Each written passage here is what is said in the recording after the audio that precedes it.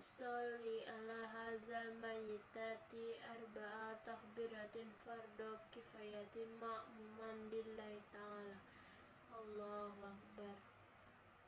Bismillahirrahmanirrahim. Alhamdulillahi rabbil alamin. Ar-Rahmanirrahim. Maliki yaumiddin. Iyyaka na'budu wa iyyaka nasta'in. Ihdinas siratal mustaqim. Siratal ladzina an'amta 'alaihim ghairil maghdubi 'alaihim waladdallin. Allahu Akbar. Allahumma shalli ala sayyidina Muhammad wa ala ali Muhammad kama shallaita ala Ibrahim wa ala ali Ibrahim innaka Hamidum Majid. Allahumma barik ala sayyid Muhammad wa ala ali Muhammad kama barakta ala Ibrahim wa ala ali Ibrahim innaka Hamidum Majid. Allahu Akbar.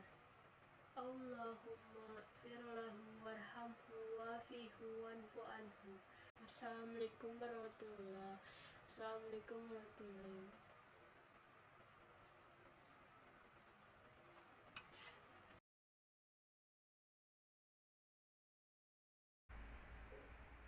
Assalamualaikum warahmatullahi wabarakatuh. Saya Gina Cantika dari kelas 12 IPS 2. Pada kali ini saya akan menjelaskan tentang sebelum memandikan jenazah. Sebelum memandikan jenazah, sebaiknya mempersiapkan peralatan yang dibutuhkan agar prosesnya berjalan lancar dan tidak ada kendala sama sekali. Peralatan yang diperlukan untuk proses memandikan jenazah, yang pertama adalah lokasi memandikan jenazah, air secukupnya, sabun yang terdiri dari campuran air yang diberi campuran bubuk kapur barus dan wangi-wangian. Yang keempat, sarung tangan untuk orang yang memandikan jenazah. Yang kelima, sedikit kapas. 6, potongan atau dulungan kecil-kecil. Ketujuh, handuk dan kain basah. Berikutnya saya akan menjelaskan tentang syarat bagi yang memandikan jenazah. Yang pertama adalah beragama Islam, baligh, berakal atau sehat mentalnya. Yang kedua, berniat memandikan jenazah. Yang ketiga, mengetahui hukum memandikan jenazah. Dan yang kelima, amanah dan mampu menutupi aib jenazah yang dimandikan. Syarat jenazah yang dimandikan adalah yang beragama Islam, ada sebagian tubuhnya meski sedikit yang bisa dimandikan. Jenazah tidak mati syahid, bukan bayi yang meninggal karena keguguran. Jika bayi lahir sudah meninggal, tidak wajib dimandikan. Tata cara memandikan jenazah. Cara memandikan jenazah yang benar menurut agama Islam yang sebaiknya dilakukan secara berurutan. 1. Meletakkan jenazah dengan kepala agak tinggi di tempat yang disediakan untuk dimandikan. 2. Yang dimandikan jenazah hendaklah memakai sarung tangan. 3. Ambil kain penutup dari jenazah dan ganti dengan kain basahan agar auratnya tidak terlihat. Yang keempat, setelah itu bersihkan giginya, lubang hidung, lubang telinga, celah ketiaknya, celah jari tangan dan kaki serta rambutnya.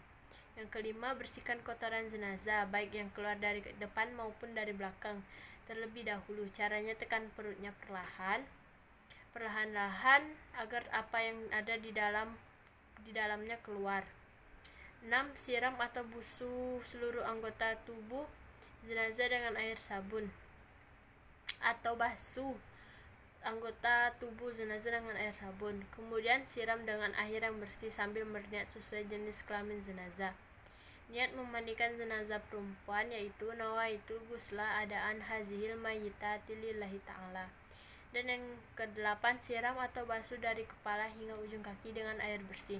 Siram sebelah kanan dan kiri masing-masing 3 kali. Yang ke-9, memiringkan jenazah ke kiri, basuh bagian lambung kanan sebelah belakang. Dan yang 10, memiringkan jenazah ke kanan, basuh dengan lambung kirinya sebelah belakang. Yang ke-11, siram lagi dengan air bersih dari kepala hingga ujung kaki. Setelah itu siram dengan air kapur barus. Dan yang ke-13, jenazah kemudian diwudukan seperti orang yang berwudu sebelum sholat. Berikutnya, perlakukan jenazah dengan lembut saat membalikkan dan menggosok anggota tubuhnya. Jika keluar dari jenazah itu najis setelah dimandikan dan mengenai badannya, wajib dibuang dan dimandikan lagi. Jika keluar najis setelah di atas kafan, tidak perlu diulangi mandinya, cukup hanya dengan membuang najis tersebut. Bagi jenazah wanita, sanggul rambutnya harus dilepas dan dibiarkan terurai ke belakang setelah disiram dan dibersihkan, lalu dikeringkan dengan handuk dan dikepang. Keringkan tubuh jenazah setelah dimandikan dengan handuk sehingga membasahi kain kafannya. Selesai memandikan jenazah, berilah wangi-wangian yang tidak mengandung alkohol sebelum dikafani, biasanya menggunakan air kapur barus. Baiklah, hanya itu yang bisa saya sampaikan. Lebih dan kurang saya mohon maaf. Assalamualaikum warahmatullahi wabarakatuh. Assalamualaikum warahmatullahi wabarakatuh. Saya Gina Cantika dari kelas 12 IPS 2. Pada kali ini saya akan menjelaskan tentang tata cara menghafali jenazah yang benar sesuai sunnah. Ada beberapa hal penting dalam menghafali jenazah, karena ada beberapa tata cara yang menghafali jenazah yang harus dilakukan sesuai dengan sunnah. Terdapat sedikit perbedaan soal cara menghafali jenazah laki-laki dan jenazah perempuan. Untuk menghafali jenazah laki-laki, maka akan membutuhkan kain kafan sebanyak 3 lembar, sedangkan untuk menghafali jenazah perempuan memerlukan 5 helai kain kafan. Cara menghafali jenazah perempuan: jika yang meninggal perempuan, maka disunahkan menggunakan 5 kain putih. Kelima kain itu berupa 1 helai sarung yang menutupi bagian pusar hingga anggota paling bawah, khimar atau tudung yang menutupi ke bagian kepala, gamis yang menutupi bagian atas hingga di bawahnya sarung, dan 2 lembar sisanya yang bisa membungkus seluruh jenazah. Bentangkan 2 lembar kain kafan yang sudah dipotong sesuai ukuran jenazah. Kemudian letakkan kain tepat sarung pada badan antara pusar dan kedua lututnya. Persiapkan baju gamis dan kerudung di tempatnya. Sediakan 3-5 utas tali dan letakkan di paling bawah kain kafan. Sediakan kapas yang sudah diberikan wangi-wangian yang nantinya diletakkan pada anggota badan tertentu. Setelah kain kafan siap, lalu angkat dan baringkan jenazah di atas kain kafan. Letakkan kapas yang sudah diberi wangi-wangian tadi ke tempat anggota tubuh seperti halnya pada jenazah laki-laki. Selimutkan kain sarung pada badan jenazah antara pusar dan kedua lutut.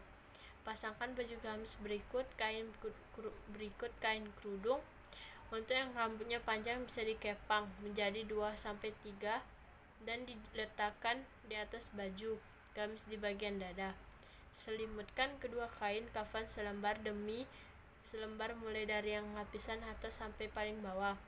Setelah itu, ikat dengan beberapa utas tali yang telah disediakan. Demikianlah penjelasan dari saya. Lebih dan kurang saya mohon maaf. Wassalamualaikum warahmatullahi wabarakatuh.